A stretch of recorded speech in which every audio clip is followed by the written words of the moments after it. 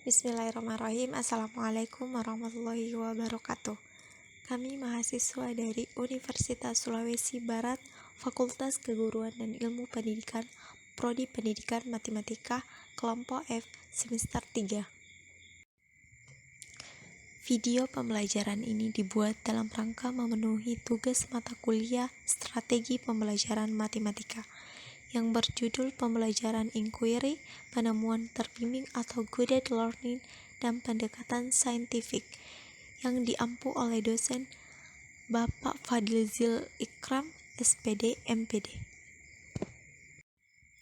Kami dari kelompok F yang beranggotakan 4 orang, yakni Cahyani dengan NIM H02213118, Musfira dengan NIM H02211011, Satriani dengan NIM H02211529, dan Tracia H022138.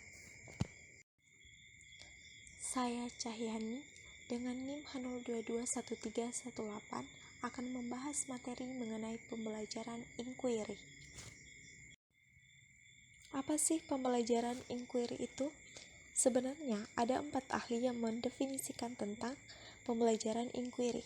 Yang pertama adalah Piaget, yang kedua adalah Kuslanstone, yang ketiga adalah Wilson, dan yang terakhir adalah Trowbridge. Nah, dari definisi-definisi yang disampaikan oleh ahli tersebut, maka dapat disimpulkan pembelajaran inquiry adalah suatu proses yang ditempuh oleh mahasiswa untuk memecahkan masalah, merencanakan eksperimen, melakukan eksperimen, mengumpulkan dan menganalisis data, dan menarik kesimpulan. Nah, model inquiry ini mahasiswa terlibat secara mental maupun fisik dalam memecahkan masalah yang diberikan oleh dosen. Dengan demikian, siswa akan terbiasa bersikap seperti para ilmuwan sains, yaitu teliti, tekun, objektif atau jujur, kreatif, dan menghormati pendapat orang lain. Selanjutnya adalah karakteristik pembelajaran inquiry. Ada 4 karakteristik pembelajaran inquiry. Yang pertama, pengetahuan yang dibangun oleh peserta didik melalui proses pencarian. Yang kedua, peran guru sebagai fasilitator dan pembimbing peserta didik dalam belajar. Yang ketiga adalah menekankan pada proses mencari dan menemukan. Yang keempat adalah menekankan pada proses berpikir kritis dan analitis untuk merumuskan kesimpulan. Baik, bismillahirrahmanirrahim. Assalamualaikum warahmatullahi wabarakatuh. Adapun kelebihan dari strategi pembelajaran inquiry yang pertama yaitu pembelajaran inquiry ini menjadi lebih hidup serta dapat menjadikan siswa lebih aktif dalam forum pembelajaran. Yang kedua, dapat membentuk dan mengembangkan konsep dasar kepada siswa, serta mendorong siswa untuk berpikir dan bekerja atas inisiatif atau motivasinya sendiri. Menghindarkan diri dari cara belajar tradisional yaitu guru yang menguasai kelas.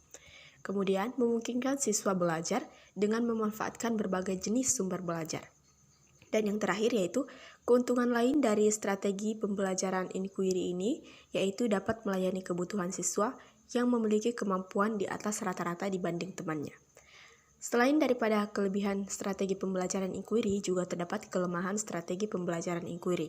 Yang pertama yaitu kadang-kadang dalam mengimplementasikannya memerlukan waktu yang panjang, sehingga sering guru merasa sulit menyesuaikan dengan waktu yang sudah ditentukan dalam kurikulum.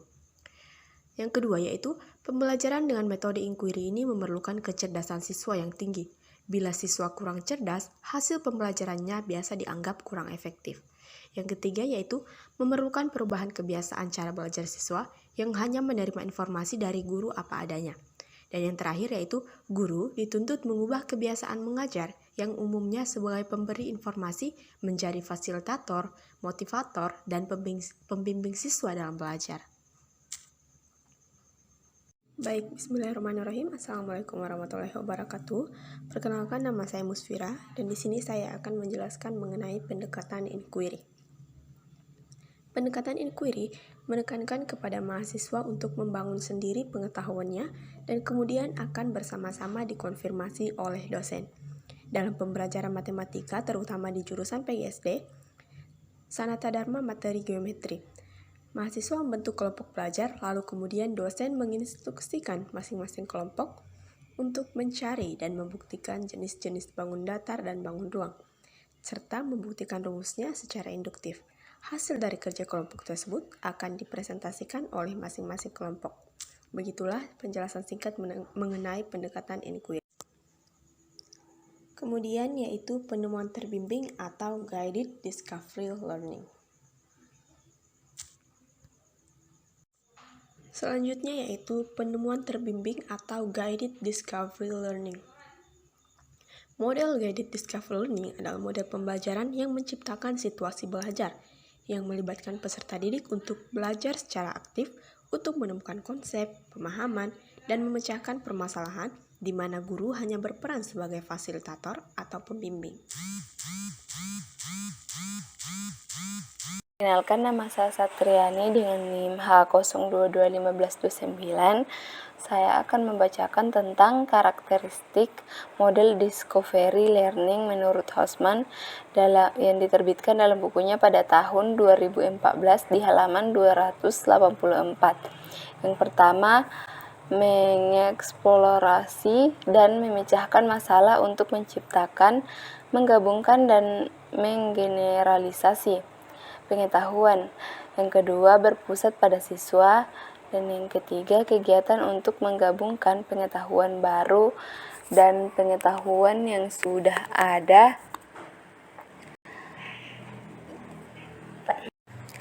Kelebihan penemuan terbimbing guided discovery learning menurut Harfiah. Yang pertama, membantu peserta didik untuk mengembangkan kesiapan serta penguasaan keterampilan dalam proses kognitif. Yang kedua, peserta didik memperoleh pengetahuan secara individual sehingga dapat dimengerti dan mengendap dalam pikirannya.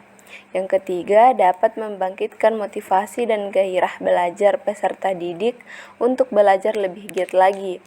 Yang keempat, memberikan peluang untuk berkembang dan maju sesuai dengan kemampuan dan minat masing-masing.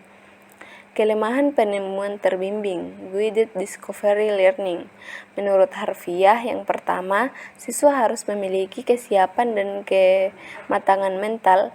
Siswa harus berani dan berkeinginan untuk mengetahui keadaan sekitarnya dengan baik.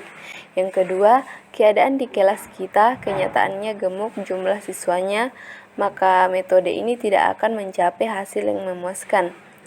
Yang ketiga, guru dan siswa yang sudah sangat terbiasa dengan PBM gaya lama, maka metode discovery learning ini akan mengecewakan. Penerapan model penemuan terbimbing untuk strategi penemuan induktif contohnya adalah 3, 5, 7, 11, dan 13 adalah semuanya bilangan prima dan masuk akal. Secara umum kita buat kesimpulan bahwa semua bilangan adalah ganjil, tetapi hal itu sama sekali tidak membuktikan penerapan model penemuan terbimbing untuk strategi penemuan deduktif. Contohnya adalah dialog tentang cara memecahkan masalah sistem persamaan dengan menggunakan determinan, koefisien, dan dua garis yang sejajar dengan penemuan deduktif, di mana hasil akhirnya guru menggunakan pertanyaan untuk memandu siswa ke daerah penarikan kesimpulan tertentu. Pendekatan saintifik. Metode pembelajaran saintifik adalah pembelajaran yang menggunakan pendekatan saintifik seperti kemampuan observasi, menanya, eksperimen, mengolah informasi atau data, menarik kesimpulan, dan mengomunikasikan hasilnya. Serangkaian hal tersebut nantinya diharapkan mampu mendorong kemampuan berpikir kritis, analitis, dan sistematis siswa. Baik, Assalamualaikum warahmatullahi wabarakatuh. Perkenalkan, nama saya Teresya dengan NIM H022138. Di sini saya akan melanjutkan materi kami yang selanjutnya, yaitu karakteristik pendekatan saintifik. Adapun karakteristik tersebut yaitu yang pertama, berorientasi pada siswa, Yang kedua, mengembangkan potensi siswa. Yang ketiga, meningkatkan motivasi belajar. Yang keempat, mengembangkan sikap dan karakteristik siswa. Kelebihan pendekatan saintifik. Adapun kelebihan-kelebihan pada pendekatan tersebut yaitu yang pertama, memandu siswa untuk memecahkan masalah melalui kegiatan perencanaan yang matang, pengumpulan data, analisis data untuk menghasilkan kesimpulan.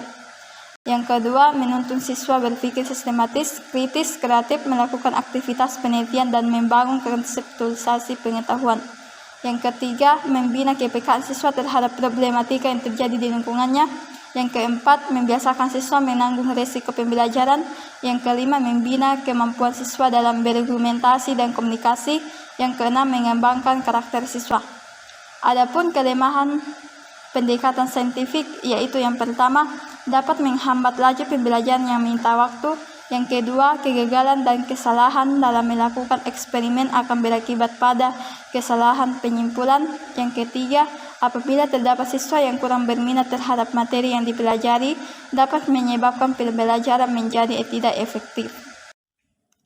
Contoh penerapan dalam pembelajaran matematika. Misalnya, tujuan pembelajaran adalah mengidentifikasi karakteristik parabola atau grafik fungsi kuadrat dengan persamaan. Pada tahap mengamati kepada peserta didik disajikan beberapa grafik fungsi kuadrat sebagai berikut dalam suatu sistem koordinat Cartesius. Y sama dengan X kuadrat, Y sama dengan X kuadrat tambah 2, Y sama dengan X kuadrat tambah 4. Pada tahap ini, peserta didik mengidentifikasi hal-hal yang ingin diketahui dari grafik-grafik tersebut. Misalnya, perubahan grafik ketidaktambahan suatu bilangan, hubungan antara grafik Y sama dengan X kuadrat dan grafik Y sama dengan X kuadrat tambah 2. Pada tahap menanya, peserta didik mengajukan pertanyaan, misalnya, bagaimana perubahan grafik yang terjadi apabila suatu bilangan ditambahkan pada X kuadrat, atau bagaimana bentuk grafik Y sama dengan X kuadrat tambah 100. Bagaimana hubungan antara grafik Y sama dengan X kuadrat dan Y sama dengan X kuadrat tambah 2, dan sebagainya. Pada tahap mengumpulkan informasi, peserta didik mencermati grafik-grafik tersebut atau membuat grafik lain. Misalnya, Y sama dengan X kuadrat tambah 7 untuk mengidentifikasi karakteristik grafik-grafik tersebut. Selanjutnya, pada tahap mengasosiasi atau menalar, peserta didik menyimpulkan bahwa dengan menambah bilangan tertentu, misalnya C pada grafik akan bergeser ke atas sejauh C sepanjang sumbu Y. Demikian materi kami, sekian dan terima kasih.